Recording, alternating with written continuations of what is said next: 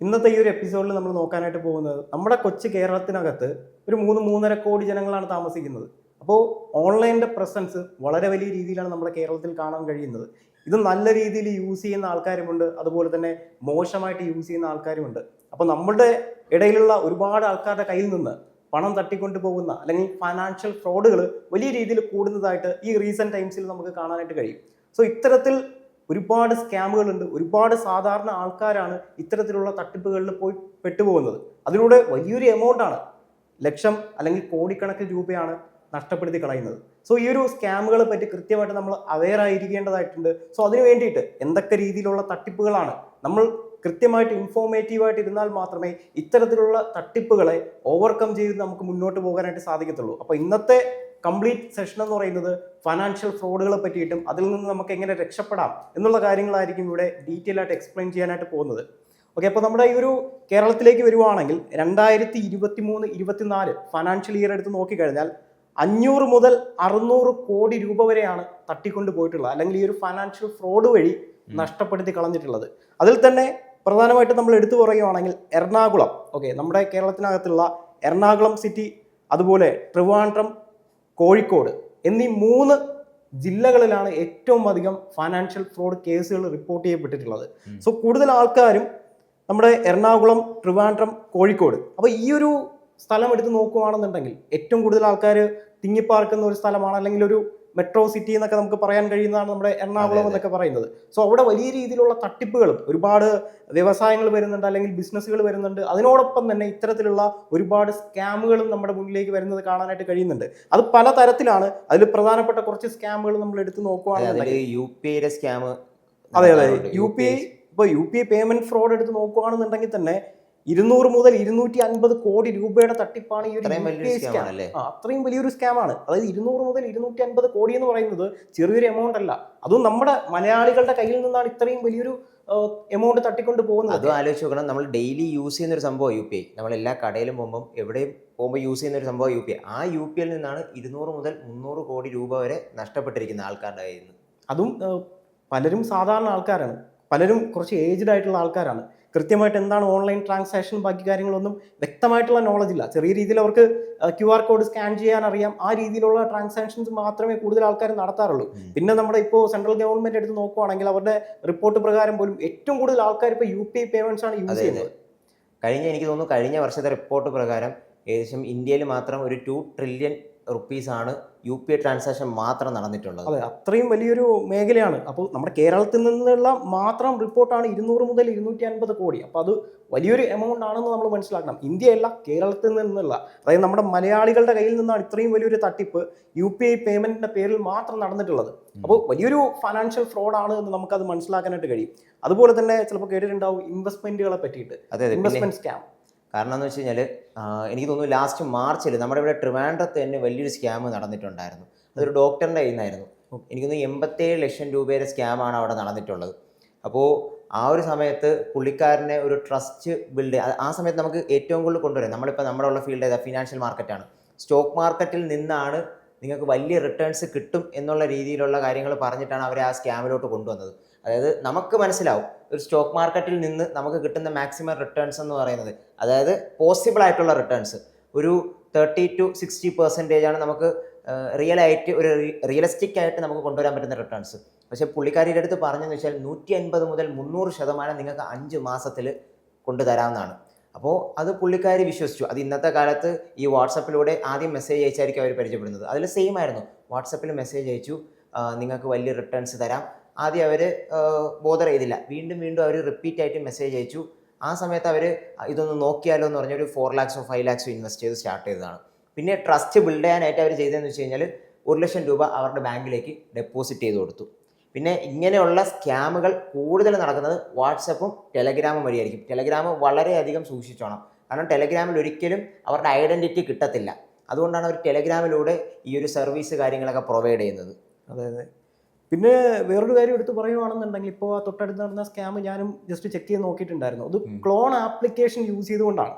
അതായത് ഇപ്പോൾ just example, നമ്മുടെ സെറോദ, ഇന്ത്യൻ സ്റ്റോക്ക് മാർക്കറ്റിൽ നമുക്കറിയാം റെഗുലേറ്റഡ് ആയിട്ടുള്ള ബ്രോക്കറാണ്. SEBI, securities and exchange board of India completely regulate ചെയ്യുന്ന ഒരു ബ്രോക്കറാണ്. ഫുൾ രജിസ്ട്രേഷനും ഫുൾ സർട്ടിഫിക്കേഷനുള്ള ഒരു ബ്രോക്കറാണ്. അതായത് ജെന്യൂൻ ആയിട്ടുള്ള ഒരു ബ്രോക്കർ തന്നെയാണ്.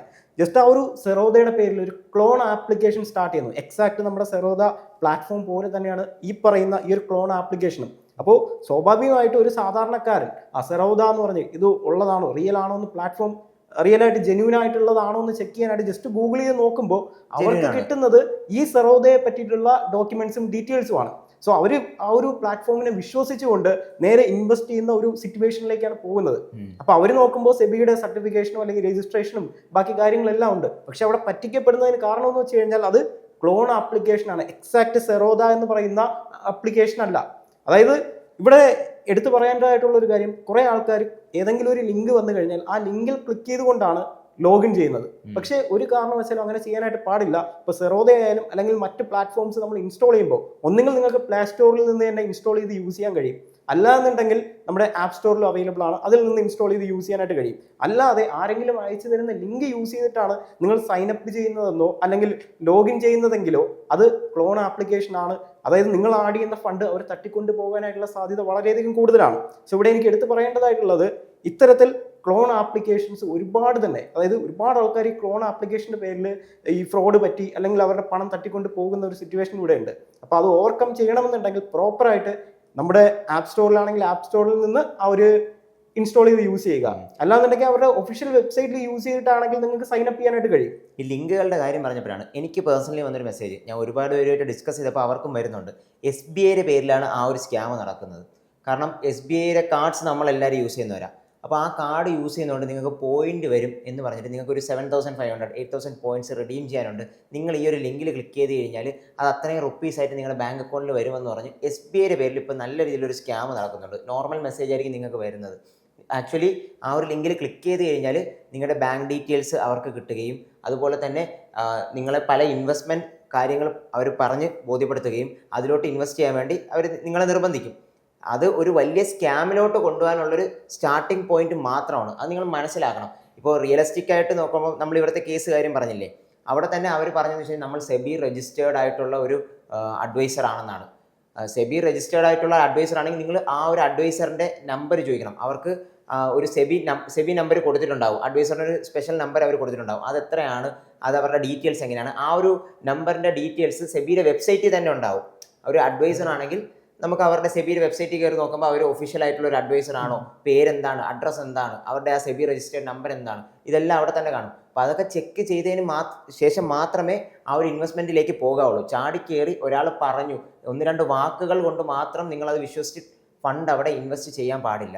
കൂടുതൽ ആൾക്കാർ ഇത്തരത്തിലുള്ള പ്ലാറ്റ്ഫോമുകളിൽ ഇൻവെസ്റ്റ് ചെയ്യാനായിട്ട് കാരണം ഇപ്പോൾ 100% റിട്ടേൺസ് ഒരാഴ്ച കൊണ്ട് തന്നെ അത് ഇരട്ടിയാക്കി തരാം അല്ലെങ്കിൽ അത് 10 ഇരട്ടിയാക്കി തരാം, ഈ ഒരു വാഗ്ദാനം കൊടുത്തുകൊണ്ടാണ് ഒരുപാട് ആൾക്കാർ എന്ത് ചെയ്യുന്നത്, ഈ ഒരു ഇൻവെസ്റ്റ്മെന്റിലേക്കോ അല്ലെങ്കിൽ ബാക്കി കാര്യങ്ങളിലേക്കോ കടക്കുന്നത്. പക്ഷെ ഇത്തരത്തിലുള്ള വാഗ്ദാനം നമുക്കറിയാം, ഈ ഒരു ഫീൽഡിൽ നിൽക്കുന്നതായതുകൊണ്ട് ഇതൊരു റിയലിസ്റ്റിക് ആയിട്ടുള്ള ഒരു പെർസെൻറ്റേജ് അല്ല ഇവർ പറയുന്നത്. അങ്ങനെ 10ഉം 20ഉം ഇരട്ടിയാക്കാൻ കഴിഞ്ഞു കഴിഞ്ഞാൽ അവർക്ക് തന്നെ സ്വന്തമായിട്ട് ചെയ്തുകൂടെ? അല്ലെങ്കിൽ ഒരു കോടിയുള്ള ആൾക്കാർക്ക് ഓരോ ദിവസം കഴിയുന്തോറും ഇരട്ടിയാകുന്നെങ്കിൽ 10 ദിവസം കഴിയുമ്പോൾ തന്നെ 10 കോടിക്ക് മുകളിലത് പോകുവാണ്. സോ റിയലിസ്റ്റിക് ആയിട്ടുള്ള ഒരു എക്സ്പെക്ടേഷൻ വെച്ചുകൊണ്ട് നമ്മൾ മാർക്കറ്റിനെയോ അല്ലെങ്കിൽ ഇൻവെസ്റ്റ്മെന്റിനെ അപ്രോച്ച് ചെയ്യുന്ന ഒരാളാണെങ്കിൽ ഒരിക്കലും ഇത്തരത്തിലുള്ള അല്ലെങ്കിൽ ഈ ഒരു ട്രാപ്പിലേക്ക് പോയി വീഴത്തില്ല. സാധാരണ ആൾക്കാരെയാണ് കൂടുതൽ ഇവർ ടാർഗറ്റ് ചെയ്യുന്നത്. അതായത് കുറച്ച് ഏജ്ഡ് ആയിട്ടുള്ള റിട്ടയർമെന്റ് അല്ലെങ്കിൽ ആ ഒരു റിട്ടയർമെന്റ് ഫണ്ടുള്ള ആൾക്കാരെയായിരിക്കും കൂടുതലും ഇത്തരത്തിലുള്ള ഇൻവെസ്റ്റ്മെന്റ് സ്കാമിലൂടെ ട്രാപ്പ് ചെയ്യപ്പെടുന്നത്. കാരണം എന്താണ് ഇൻവെസ്റ്റ്മെന്റ് എന്നോ അല്ലെങ്കിൽ എന്താണ് മ്യൂച്വൽ ഫണ്ട് എന്നോ റിയലിസ്റ്റിക് ആയിട്ടുള്ള ഒരു എക്സ്പെക്ടേഷൻ അവർക്ക് ഓൾറെഡി ഇല്ല. അതിനെ മുതലെടുത്തുകൊണ്ടാണ് ഇത്തരത്തിലുള്ള ആൾക്കാർ സ്കാം ചെയ്യാനായിട്ട് പോകുന്നത്. അപ്പോൾ കൃത്യമായിട്ട് ഈ 100ഉം 200ഉം 300ഉം 500% വാഗ്ദാനം ചെയ്യുന്നുണ്ടെങ്കിൽ അവിടെ കൃത്യമായിട്ട് നമ്മൾ മനസ്സിലാക്കേണ്ടത് എന്തോ തട്ടിപ്പ് അല്ലെങ്കിൽ ഇതിന് പിന്നിൽ എന്തോ സ്കാം ഉണ്ട് എന്ന് കൃത്യമായിട്ട് നമ്മൾ മനസ്സിലാക്കേണ്ടതായിട്ടുണ്ട്. അപ്പോൾ ഇൻവെസ്റ്റ്മെന്റ് സ്കാമിൽ നിന്ന് മാത്രം നമ്മുടെ മലയാളികളുടെ കയ്യിൽ നിന്ന് പോയിട്ടുള്ളത് 100 മുതൽ 150 കോടി രൂപ വരെയാണ്. അതായത് വലിയ നമ്പേഴ്സാണ്. അപ്പോൾ കഴിഞ്ഞ UPI പേയ്മെന്റ് എടുത്ത് നോക്കുകയാണെങ്കിൽ 200 മുതൽ 250 കോടി. തൊട്ടടുത്ത് നമ്മൾ ഇൻവെസ്റ്റ്മെന്റ് സ്കാം എടുത്ത് നോക്കുവാണെങ്കിൽ 100 മുതൽ 150 കോടി രൂപ വരെയാണ് സ്കാം ചെയ്ത് പോയിട്ടുള്ളത്. ഓൾമോസ്റ്റ് 500 crores-നടുത്ത്, അതെ 500 കോടിക്ക് അടുത്തായി. അപ്പോൾ അത്രയും വലിയൊരു സ്കാം ആണ് നമ്മുടെ ഈ ഒരു ഇൻവെസ്റ്റ്മെന്റ് മേഖലയിൽ നടക്കുന്നത്. അപ്പോൾ പലർക്കും എന്താണ് ഇൻവെസ്റ്റ്മെന്റ് എന്ന് അറിയാത്തത് കൊണ്ടാണ്, അല്ലെങ്കിൽ ആ ഒരു നോളജ് അവർക്കില്ല. എന്താണ് ഇൻവെസ്റ്റ്മെന്റ് എന്നും അല്ലെങ്കിൽ മ്യൂച്വൽ ഫണ്ട് എന്താണെന്നും സ്റ്റോക്ക് മാർക്കറ്റ് എന്താണെന്നും ട്രേഡിംഗ് എന്താണെന്നും വ്യക്തമായിട്ടുള്ള നോളജ് പലർക്കും ഇല്ല. എന്തോ ഗെറ്റ് റിച്ച് ക്വിക്ക്, പെട്ടെന്ന് പൈസ ഉണ്ടാക്കുന്ന എന്തോ ഒരു മെഷീനായിട്ടാണ് ഇൻവെസ്റ്റ്മെന്റുകളെയും അല്ലെങ്കിൽ സ്റ്റോക്ക് മാർക്കറ്റിനെയും ട്രേഡിങ്ങിനെയൊക്കെ എല്ലാവരും കാണുന്നത്. അപ്പോൾ ഇങ്ങനെ റിയലിസ്റ്റിക് ആയിട്ട് എക്സ്പെക്ടേഷൻ വെക്കുന്നവർക്കാണെന്നുണ്ടെങ്കിൽ ഇത്തരത്തിലുള്ള സ്കാമിൽ പോയി പെടാനായിട്ടുള്ള സാധ്യത വളരെയധികം കുറവാണ്. അതേസമയം ഒന്നും അറിയില്ല, എന്താണെന്ന് അറിയാതെ നിൽക്കുന്ന ഒരാളെ പെട്ടെന്ന് തന്നെ നമ്മുടെ ഇൻവെസ്റ്റ്മെന്റ് ഈ ഒരു സ്കാമിലേക്ക് കൊണ്ട് പെടുത്താനായിട്ടുള്ള സാധ്യത വളരെയധികം കൂടുതലാണ്. പിന്നെ പ്രത്യേകിച്ച് എടുത്തു പറയുകയാണെങ്കിൽ ഇത്തരം ആൾക്കാർ നമ്മളെ അപ്രോച്ച് ചെയ്യുകയും അതിനുശേഷം ഒരു ട്രസ്റ്റ് ബിൽഡ് ചെയ്തെടുത്തതിന് ശേഷം മാത്രമേ ആദ്യം ചെറിയ എമൗണ്ട് ഇടാനായിട്ട് പറയും. അപ്പോൾ ആ ഒരു കേസ് എൻ്റെ അടുത്ത് അഖിൽ ഞാൻ പറഞ്ഞിട്ടുണ്ടെന്ന് തോന്നുന്നു. ആദ്യം ഒരു 3 തവണ എങ്ങാണ്ടോ അതൊന്ന് എടുത്തു പറയാമോ? അതെ, ആദ്യം അവർ സ്റ്റാർട്ട് ചെയ്യുമ്പോഴത്തേക്ക് ഒരു 5 lakhs 4 lakhs ഒക്കെ ആയിരിക്കും തുടങ്ങുന്നത്. നിങ്ങൾ ചെറിയൊരു എമൗണ്ട് ഇട്ടാൽ മതി എന്ന് പറയും. 5 lakhs അവർ ഇൻവെസ്റ്റ് ചെയ്യും. പിന്നെ അത് 10 lakhs ആക്കും, 20 lakhs ആക്കും. ആ ടൈമിൽ അവർ ട്രസ്റ്റ് ബിൽഡ് ചെയ്യാനായിട്ട് അവർ തിരിച്ച് ഒരു റിട്ടേൺസ് കൊടുക്കും. നിങ്ങൾക്ക് പ്രോഫിറ്റ് ആയിട്ടുണ്ടെന്ന് പറഞ്ഞ് നിങ്ങളുടെ ബാങ്ക് അക്കൗണ്ടിലോട്ട് ഒരു 1 lakh 2 lakh 3 lakhs ഒക്കെ അവർ ഡെപ്പോസിറ്റ് ചെയ്ത് കൊടുക്കും. അപ്പോൾ അവർക്കൊരു ട്രസ്റ്റ് ബിൽഡ് ആവും. അതായത് അവർ വിചാരിക്കും ഇത് ജെനുവിൻ ആണ്, നമ്മൾ ഇടുന്നതിന് പ്രോഫിറ്റ് അവർ തരുന്നുണ്ട്. അപ്പോൾ അങ്ങനെ ഇപ്പം 20 lakhs ഇട്ടപ്പോഴേ നമുക്ക് അവരിൽ ഓൾറെഡി ഒരുപാട് ഫണ്ട് ഉള്ളവരായിരിക്കും. അങ്ങനെയുള്ളവരെ മാത്രമേ അവർ ടാർഗറ്റ് ചെയ്യാനുള്ള സാധ്യത ഉള്ളൂ. അപ്പോൾ ഈ 20 lakhs ഇട്ട് കഴിഞ്ഞപ്പോഴത്തേക്ക് 4 ലക്ഷം കിട്ടി. ഞാൻ 1 കോടി ഇട്ടിരുന്നെങ്കിൽ എനിക്കപ്പോൾ ആ ഒരു സ്ഥാനത്ത് എത്ര രൂപ കിട്ടും? അതിൻ്റെ 5 ഇരട്ടി 20 ലക്ഷം രൂപ കിട്ടിയേനെ എന്നവർ ചിന്തിക്കും. അങ്ങനെ 1 കോടി രൂപ ഇൻവെസ്റ്റ് ചെയ്യും. പിന്നെ അതിനുശേഷം അവരുടെ ഒരു സൈനും കാണത്തില്ല. അവർ പെട്ടെന്ന് തന്നെ ഡിസപ്പിയർ ആവും. ഈ 1 കോടി രൂപ അവരെ കയ്യിൽ കിട്ടുന്നതും അതിനുശേഷമായിരിക്കും നിങ്ങളെ വാട്സപ്പിൽ ബ്ലോക്ക് ചെയ്യുന്നതും ടെലഗ്രാമിൽ പിന്നെ അവരെ കോൺടാക്റ്റ് ഉണ്ടാകത്തില്ല. നിങ്ങൾ അതിന് പിറകെ പിടിച്ച് പോയാൽ പോലും ആരെന്ന് പോലും അറിയത്തില്ല. വിത്തിൻ സെക്കൻഡ്സ് അവർ പൈസ മുഴുവൻ മാറ്റി ക്രിപ്റ്റോയിലോട്ടോ അല്ലെങ്കിൽ മറ്റേതെങ്കിലും രാജ്യത്തുള്ള കമ്പനീസിലോട്ടോ അവർ മാറ്റും. പിന്നെ നിങ്ങൾ കേസ് കൊടുത്താൽ പോലും നിങ്ങളുടെ ആ ഒരു ഫണ്ട് തിരിച്ചു കിട്ടാനുള്ള സാധ്യത വളരെ കുറവാണ്. അപ്പോൾ ഇതിൻ്റെ റിപ്പോർട്ട് നോക്കുകയാണെങ്കിൽ എനിക്ക് തോന്നുന്നു 10% താഴെയല്ലേ ഉള്ളൂ. 10% താഴെ മാത്രമേ തിരിച്ചു കിട്ടുന്നുള്ളൂ. അതായത് ഇപ്പോൾ ഇൻവെസ്റ്റ്മെന്റ് സ്കാമിൽ നമ്മൾ പറഞ്ഞു 100 മുതൽ 150 കോടി രൂപ വരെയാണെന്ന്. ഇനി പാർട്ട് ടൈം ജോബ് അല്ലെങ്കിൽ വീട്ടിലിരുന്ന് തന്നെ നിങ്ങൾക്ക് ജോലി ചെയ്യാൻ സാധിക്കും എന്ന രീതിയിലൊക്കെ ഒരുപാട് ആഡും കാര്യങ്ങളൊക്കെ നമ്മൾ കാണുന്നുണ്ട്. അപ്പൊ അങ്ങനെ തട്ടിയെടുത്ത എമൗണ്ട് എന്ന് പറയുന്നത് 50 മുതൽ 70 കോടി രൂപയാണ്. അപ്പോൾ പേഴ്സണലി എനിക്ക് ഇൻസ്റ്റാഗ്രാമിൽ റീസെന്റ് വന്നൊരു ക്വസ്റ്റ്യൻ ആയിരുന്നു. ഞാൻ ഇതുപോലെ ട്രേഡ് ചെയ്തു. ഞാൻ ചോദിച്ചു എങ്ങനെയാണ് ട്രേഡ് ചെയ്തത്? അപ്പോൾ ഞാനൊരു പ്ലാറ്റ്ഫോമിൽ ഫണ്ട് ആഡ് ചെയ്തിട്ടുണ്ട്. അപ്പോൾ ഏതാണ് പ്ലാറ്റ്ഫോം എന്ന് ഞാൻ ചോദിച്ചു. അപ്പോൾ പുള്ളിക്കാർക്ക് അത് കറക്റ്റ് അറിയത്തില്ല, ഏതാ പ്ലാറ്റ്ഫോം എന്നൊന്നും അറിയത്തില്ല. ഞാൻ പറഞ്ഞൊരു കാര്യം ചെയ്യൂ, സ്ക്രീൻഷോട്ട് ഷെയർ ചെയ്യാനായിട്ട് പറഞ്ഞു. സ്ക്രീൻഷോട്ട് ഷെയർ ചെയ്ത് തന്ന സമയത്ത് അറൗണ്ട് ഒരു 10 lakhs ഡെപ്പോസിറ്റ് ചെയ്തിട്ടുണ്ട്. പക്ഷേ വിഡ്രോവലിന് ചോദിക്കുമ്പോൾ വിഡ്രോവൽ കിട്ടുന്നില്ല, എന്തോ എറർ കാണിക്കുന്നു എന്നാണ് എൻ്റെ അടുത്ത് പറഞ്ഞിട്ടുണ്ടായിരുന്നത്. അപ്പോൾ ഞാൻ വീണ്ടും കോൺടാക്ട് ചെയ്തിട്ട് ചോദിച്ചു എന്താണ് സംഭവിച്ചത്, ഇത് ട്രേഡ് ചെയ്യുന്ന ഒരാളായിരുന്നോ, എങ്ങനെയാണ് ഇതിലേക്ക് എത്തിയത്, ആരാണ് ഇത് കണക്ട് ചെയ്ത് തന്നതെന്നൊക്കെ ഞാൻ ചോദിച്ചു. അപ്പോൾ പുള്ളിക്കാരി പറഞ്ഞത് അങ്ങനെയല്ല, പാർട്ട് ടൈം ജോബിന് വേണ്ടിയിട്ടാണ് ഞാനിത് ഇപ്പോൾ ചെയ്തത്. അപ്പോൾ അത്യാവശ്യം നല്ല വരുമാനം ഉണ്ടാക്കാനായിട്ട് കഴിയും, പക്ഷേ അതിനകത്ത് ചെറിയൊരു എമൗണ്ട് നമ്മൾ ഡെപ്പോസിറ്റ് ചെയ്യണം. അപ്പോൾ മിനിമം ഡെപ്പോസിറ്റ് 10 ലക്ഷം രൂപ ചെയ്ത് കഴിഞ്ഞാൽ മാസം ഒരു 1.5 ലക്ഷം അല്ലെങ്കിൽ 2 ലക്ഷം രൂപ വെച്ച് നമുക്ക് വരുമാനം ഉണ്ടാക്കുന്ന രീതിയിൽ ചെയ്യാനായിട്ട് കഴിയും. അങ്ങനെയാണ് ഞാൻ ഈ ഒരു 10 ലക്ഷം രൂപ ആഡ് ചെയ്യുന്ന ഒരു സിറ്റുവേഷനിലേക്ക് പോയത്. അതിനുശേഷം ഇപ്പോൾ വിഡ്രോ ചെയ്യാൻ നോക്കിയപ്പോഴാണ് ഇത്തരത്തിലൊരു പ്രശ്നമുണ്ടായതും. കുറച്ച് എമൗണ്ട് എങ്ങാണ്ടോ നമ്മുടെ സൈബർ സെക്യൂരിറ്റിയിൽ കേസ് കൊടുത്തതിന് ശേഷം സൈബർ സെല്ലിൽ കേസ് കൊടുത്തതിന് ശേഷം കുറച്ച് എമൗണ്ട് വിഡ്രോയിൽ കിട്ടി. പക്ഷെ എന്നാലും ഒരു 9 ലക്ഷം രൂപയോളം ഇപ്പോഴും അതിനകത്ത് ട്രാപ്പായി കിടക്കുവാണ്. സോ അത് വിഡ്രോ ചെയ്യാൻ കഴിയാത്ത ഒരു സിറ്റുവേഷൻ ഉണ്ട്. അപ്പോൾ ഇത്തരത്തിലുള്ള ജോബും അതുപോലെ തന്നെ പാർട്ട് ടൈം ജോബ് തരാം, വീട്ടിൽ ഇരുന്ന് തന്നെ കുറച്ച് പൈസ ഉണ്ടാക്കാം, അല്ലെങ്കിൽ ഇപ്പോൾ പറഞ്ഞ വാഗ്ദാനം എന്ന് പറയുന്നത് വീട്ടിലിരുന്നുകൊണ്ട് തന്നെ 1 ലക്ഷം മുതൽ 2 ലക്ഷം രൂപ വരെ ഉണ്ടാക്കാമെന്നാണ്. അപ്പോൾ ഇത്തരത്തിലുള്ള ഒരുപാട് വാഗ്ദാനങ്ങൾ തന്നുകൊണ്ട് പറ്റിച്ചിട്ട് പോയിട്ടുള്ളത് 50 മുതൽ 70 കോടി രൂപ വരെയാണ്. സോ അതും വലിയൊരു എമൗണ്ട് ആണ്. അതായത് UPI പേയ്മെന്റും ഇൻവെസ്റ്റ്മെന്റ് സ്കാമും പോലെ തന്നെയാണ് ഇത്തരത്തിലുള്ള പാർട്ട് ടൈം ജോബും അതുപോലെ തന്നെ വീട്ടിൽ ഇരുന്ന് പൈസ ഉണ്ടാക്കാം. ഇതിൽ കൂടുതലും പെട്ടത് ഞാൻ കണ്ടിട്ടുള്ളത് വീട്ടമ്മമാരാണ്. കാരണം ഒരുപാട് ആൾക്കാർ വീട്ടിലിരുന്ന് മക്കളെ നോക്കിയും അതുപോലെ തന്നെ പൈസ ഉണ്ടാക്കാനൊക്കെ ശ്രമിക്കുന്ന ആളാണ്.